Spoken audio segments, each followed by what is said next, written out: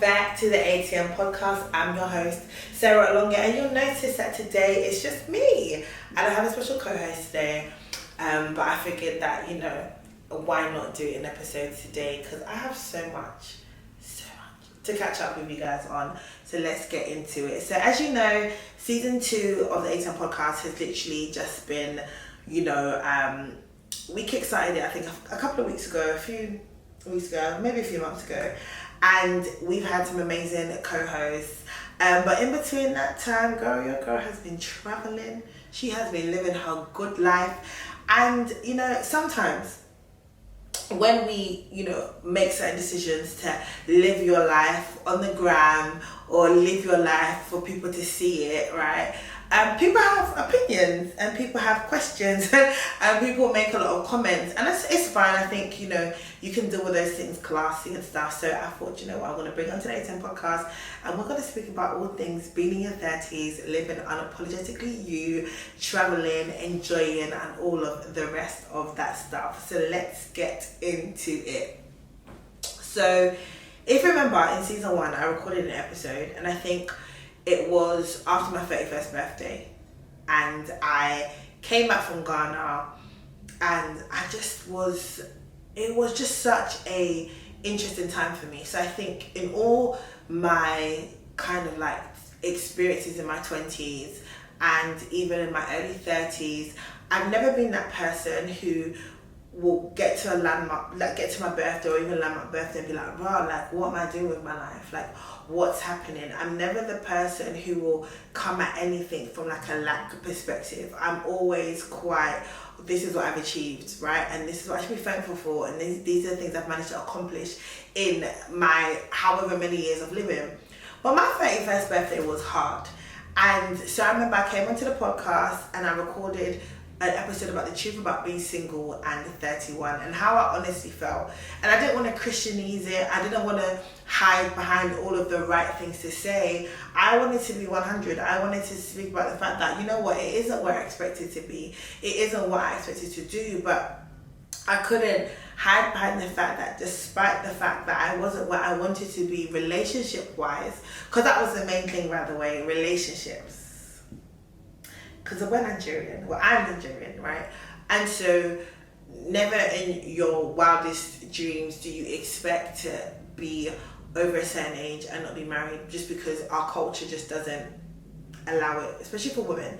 Our culture is very much like you finish university and then you meet a man and then you get married and then you have kids. And listen, by the time my mum was my age, she finished having all of her kids. And that's just the way our culture is, and that's how it's always been.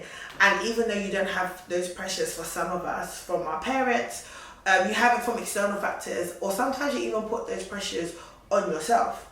And so I turned 31 and I just felt like, why is this not happening for me? Or why hasn't it happened for me?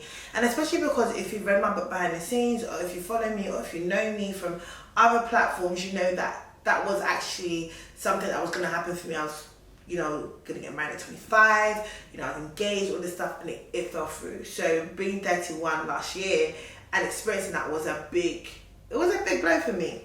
So after that, I just kind of sat down and I thought to myself, do you know what? Like, Sarah, you've just got a new job, right? You are like doing well, your business is doing well. At that point, I just launched a podcast. I was driving my dream car for the time. I definitely want a new one now. My savings is looking cute.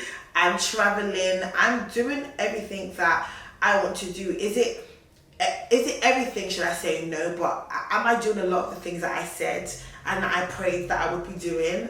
Absolutely. So that shifted my perspective, and I remember just saying that for the rest of the year, I'm always going to approach things from the place of thanksgiving of where I am, like just acknowledging just how far I've come in the past 6 years to where I am. So fast forward chapter 32, which was earlier on in this year, like I was just in a completely different place. Like I woke up on my birthday and I had a praise party in my living room. Like I literally just pumped up the music. I was at home alone and I just danced and I just thanked God for everything that I had, you know, experienced in chapter 31. And I just had that gratitude mindset. But one thing that I said I wasn't going to do this year was travel so much, but that was a lie. And that's because I wanted to save money. But then I decided that I can save money and I can still travel. So I went to Barbados, I went to Croatia, I've been to Portugal, and I've just come back from Mexico. And so I was kind of like going into this trip like, I'm excited, it's gonna be great. But you always have that apprehension about, you know, traveling. But I just remember when I was planning it with my cousin before her birthday, like just being really excited and just she, like my cousin's a very reflective person, so if you met her, she will always talk about, oh my gosh, look how far we've come, and oh my gosh, like we're actually paying for this holiday, and oh my gosh, we can afford it. And sometimes you just have to pause and be like, rah, like I'm actually able to do this. And the reason I wanted to talk about this today is because I'm not gonna lie, some people did kind of make me feel some type of way about the fact that I've traveled so much this year. I haven't hidden it that one of my big things that I want to do is buy a house. But what I find interesting is someone made a comment on my social media about, oh, like, you know, don't spend all your money, remember you still want to buy a house. And I said to myself, hello, hi. And I wasn't rude to this person, and if you're watching it, this person, like I'm not coming for you with this, or if you're listening to it, but what is quite interesting is I feel like a lot of people put other aspects of their life on pause because they have a big goal, and you don't know why I haven't bought my house yet. You don't know what has been my like prohibitor. Like I want to get a house in this economic climate with interest rates being completely astronomical. And everything in my own power to get closer to that point, like I've pushed for it. So if it's a promotion, or if it's a pay rise, or if it's I've pushed for it. Like, you know what I mean? I've got the savings. I've basically done what I need to do to get to this point. But unfortunately, things just have not panned out the way that I wanted to when it comes to that department. And I remember last year how being single was my issue, right? And then this year, the fact that I wanted to get a house by my 32nd birthday and it didn't happen, I made a choice by myself that I'm not going to allow that thing to be what prohibits me from seeing the joy of my new age, or from, you know, experiencing life to the fullest. So I decided that, okay, it hasn't happened, but I'm still going to live life. I wasn't going to travel because what? I thought I'd be renovating a house by now. Okay, Sarah, you've got your savings, keep saving, book them holidays and enjoy yourself. And you know, I was talking to one of my friends and she said to me, she's married and she got married when we were 25 and her kids are about 6 and I can't remember how old they are now, but they're like 5 and 3, sorry, should I say. And she said to me, there are things now that I wish I could do that I can't do right now because I have responsibilities. And then she made a joke and she said, but I'm done having kids, so when you are out here with your kids, I'll be in my 40s going on holiday. And we laughed about it, and what I realized is that there is a time for everything. So although, you know, getting married and having children has now become later for me than what I anticipated, it means that there are things that I can currently do now that I should be doing, like traveling, like buying my dream car, or, you know, living the life I want to live, obviously if it's within my means, because it's going to come to a point in my life where my responsibilities will be way more than just myself, by the grace of God. My responsibilities will include a husband, my responsibilities will include children, in Jesus' name. And if it's down to my friend Nikki, my responsibilities will also include a dog. I really don't like dogs, but she's prophesied that I'm going to buy a dog, so where do we go from here?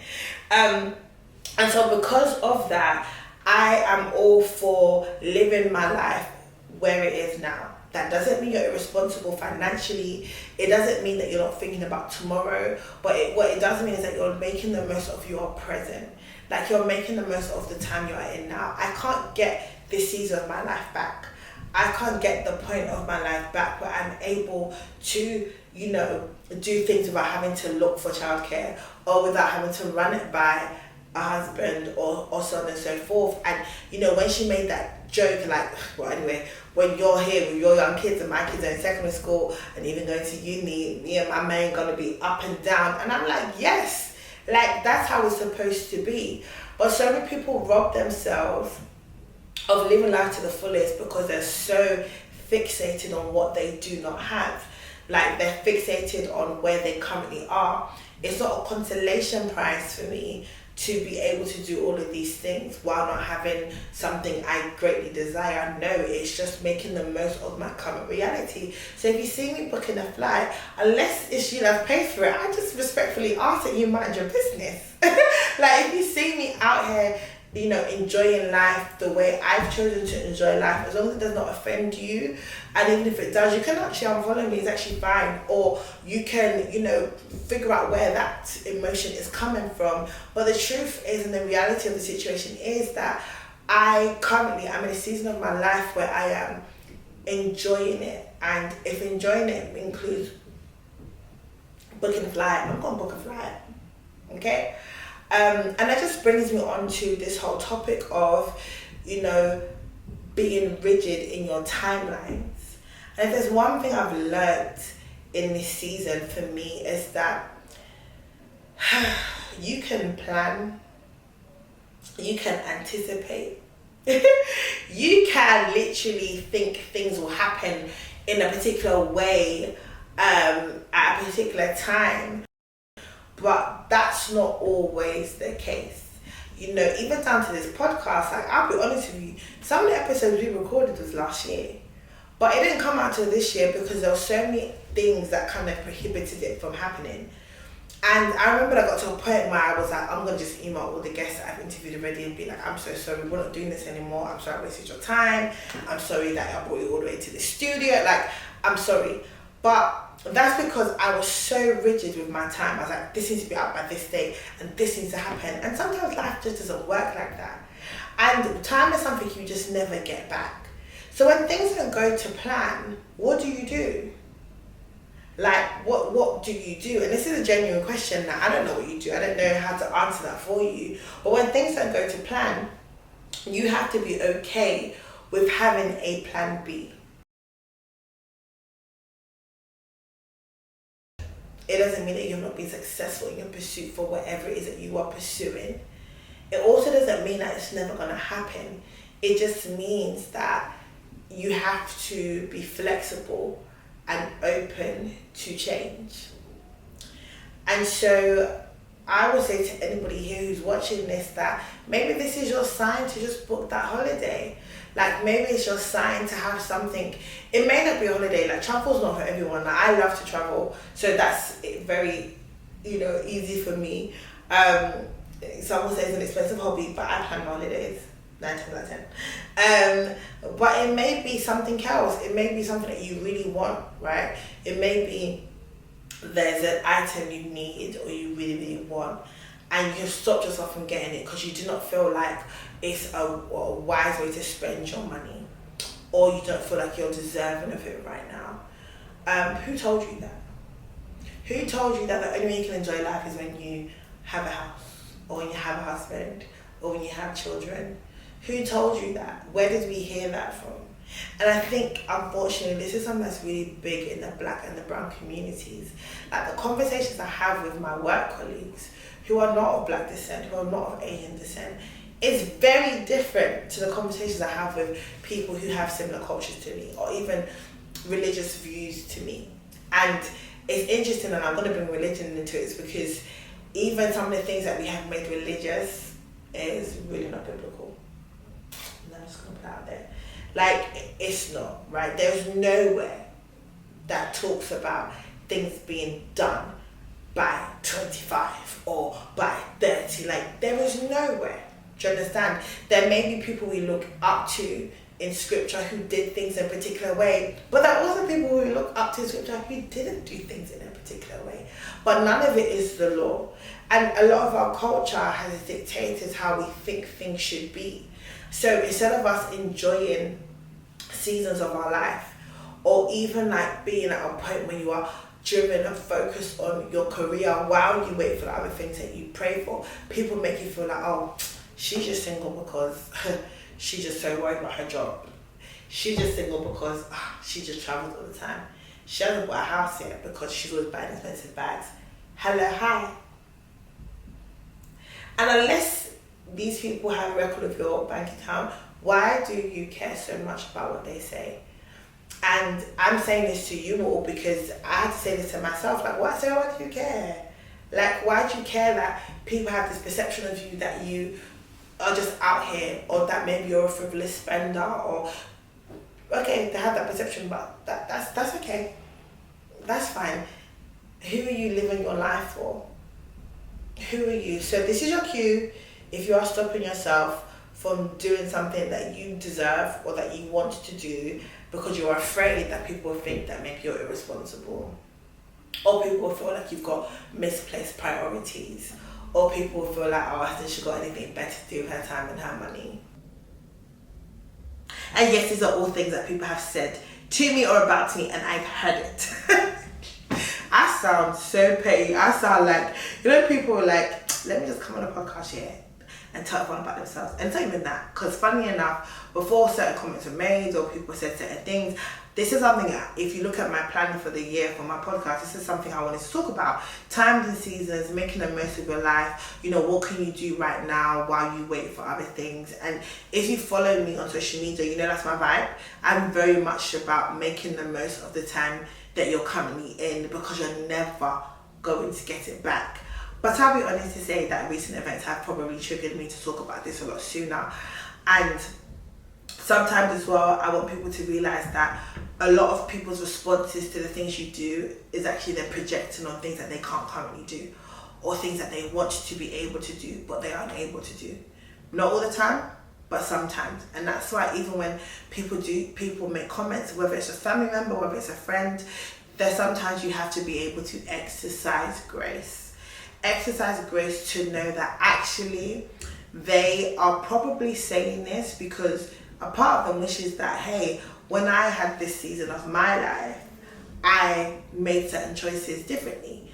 I wasn't so stuck in a particular mindset that boxed me up to believe that I couldn't travel, I couldn't purchase things, I couldn't, you know, experience life in a completely different way. You know, sometimes we are compared to siblings, or we are compared to friends, or we're compared to people, and because of that we carry that weight and we carry that burden, and we're like, oh my gosh, like if I do things outside of it, like I'm moving away from the grain, like people are just gonna think I'm not a serious person. And so I want everyone just to free themselves, if I'm being honest with you. Like, free yourself, because at the end of the day, the only person who'll be miserable by taking that approach is you. The only person who will not be okay by that approach is you. So book the holiday, girl or guy. If it's a girl trip, if it's a guy trip, whatever it is, just do it. And yeah, like, just be free. Anyways, enough about that. But still on this topic of that, another thing that's really important is, while you are in this season of your life, is to be very mindful of who pours into you and who your circle is. Because I've been blessed with friends who are in complete different walks of life. So I have friends who are in similar walks of life to me, friends who are completely different places in their life. And honesty in our conversations means that we understand what each other are. We are able to respect and also learn from one another. Like, it was a friend who is married with kids who said that to me, that made me think, wow, Sarah, switch on the lights and do what you need to do for you in this season, right? And it was certain things that I said to her that made her realize, like, I may not be able to just pick up a bag right now and do X, Y, and Z, but I'm never going to get this time back with my kids at this age. And we were able to be honest about where we were in order to help each other currently. And even on this trip that we went to, like, there was one person who was married with 2 kids, someone who was single. There was a whole group of us, right?